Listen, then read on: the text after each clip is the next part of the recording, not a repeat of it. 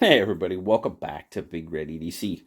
Well, we have got another new company that has sent us a knife out to check out. This one comes from the brand Fintiso, Fintiso, and this is part of their Apollo series. There's I think there's 4 or 5 different versions of the Apollo out there. This of course has that awesome red and black G10. We're going to take a look at it just like we always do. Start out, open construction. I do like that. Now, we've seen that before. The hidden lanyard hole. Very cool. We've seen that on a few knives before. I think that's a good way to do it if you're not going to put one on the handle because, I mean, obviously, this handle comes down to kind of a narrow point. So I think that's probably the best way to do it. For sure. Now, I know somebody recently just mentioned that, on some of the knives that don't have them, but they have that back standoff there, just putting like a slip ring around it and then tying a lanyard onto that, which is an absolutely great idea. I don't use lanyards, so honestly, it's just something I don't think about. But that's a really, really good idea. So there you go. If you didn't think about that, thank the community for it, not me. Not me. So we do have a loop over clip. It's not exactly deep carry because, well, we do have this, a little bit of a point on the handle sticking out there. And it is not reversible. It is right hand tip up carry only. Now that G10 has definitely got some really nice contouring going on. Now it looks like it's going to be pretty slick, but it's not bad at all. That G10 actually, you kind of get that sheen and it looks kind of polished, but it really actually does have some decent grip to it, which is always, always good.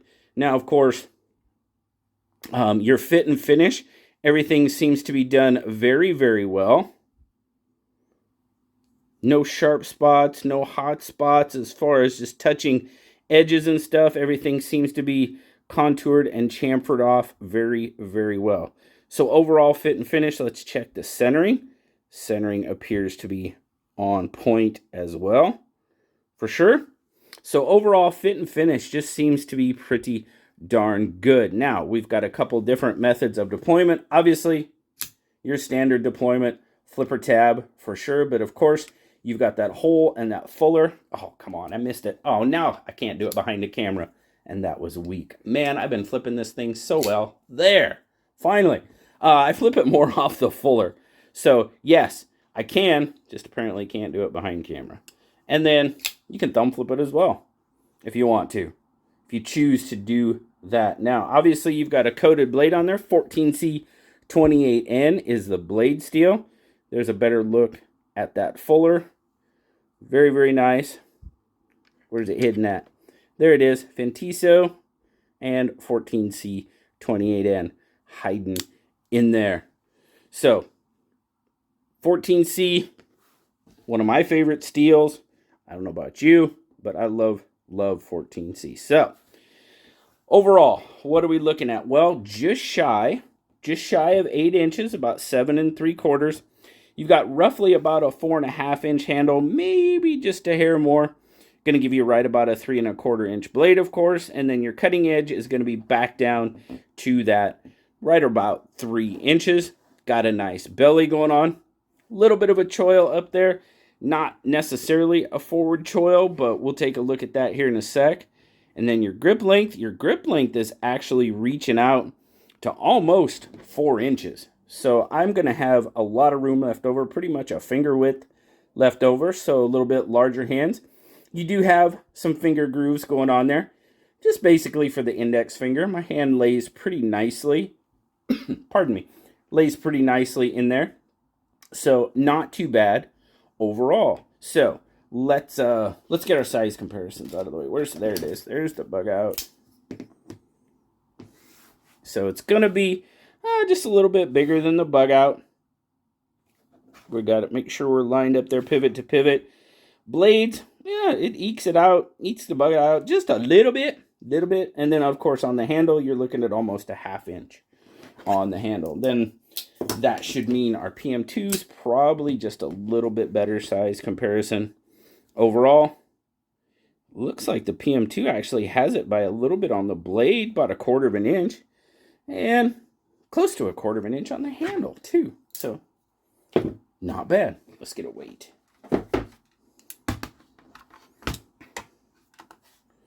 Where are we starting at? All right, in ounces, overall 3.7 or 106 grams. Then, of course, our carry, like I said, it is a loop over clip, but you will have a little bit sticking out just because of the shape of that handle, for sure. Coming out there, not too bad. Overall, decent on the clip. I mean, could it be a little stronger? Yeah, maybe, but it's not too bad. Not too bad overall. So, fit and finish, we already said good. Definitely good. Action, dialed in pretty well on that flipper tab. I'm going to try to flip it again behind the camera. And then, of course, I screwed up. There. My goodness. It flips pretty well on, if you can do it right, it flips pretty well on the reverse flip as well. But the detent's pretty dialed in. Pretty solid. Access to your liner lock is you've got a chamfered liner lock. Pretty darn easy to actuate. I don't have to dig in there too much. The drop, not bad. A little shake shut.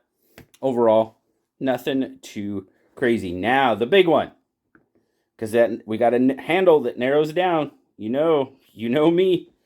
So, overall, not too bad. I do feel it back here a little bit. And not up here very much. A tiny bit. But right back here's where I feel it the most. It's not too bad, though. I don't consider it a hot spot. You do have a nice ramp with some jimping that I can really lock in a pretty decent grip. If I clamp down a little bit, I can feel that clip a little bit more than probably I want to. I'm not going to go as far as calling it a hot spot, but some might. Some might.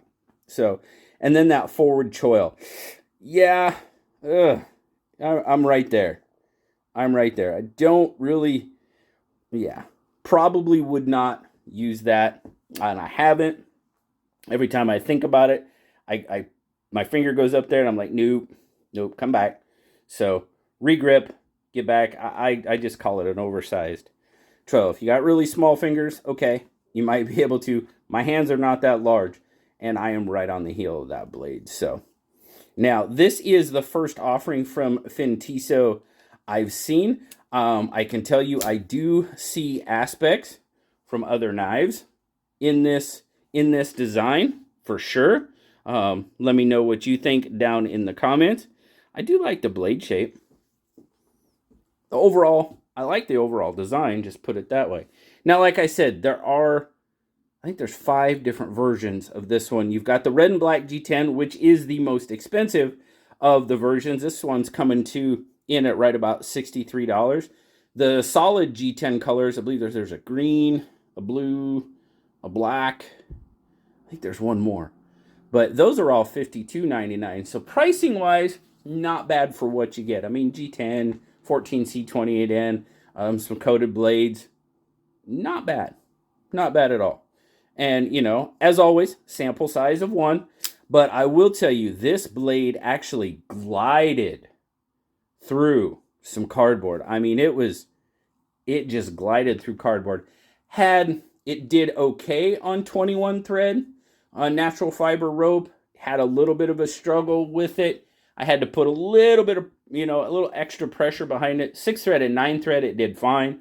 The 21 thread, even with that little bit of belly, had to kind of work it through a little bit. Not saw through, but just give it a little bit more pressure pulling through, and it did the job. It did the job. But cardboard, wow, it just glides through cardboard. Didn't mean to do that. Sorry, guys, I was trying to zoom in, and I clipped the camera on you. My bad. Must mean it's time to be done. So, thanks a lot, guys. Thank you so much to Fintiso for sending this one out, the Apollo, to check out. I appreciate you guys for stopping by and checking it out with me as well. Have a great rest of your day, guys. As always, like, subscribe, leave me that comment. You know I love talking to you. Until next time, I'll talk to you later, guys. Bye-bye.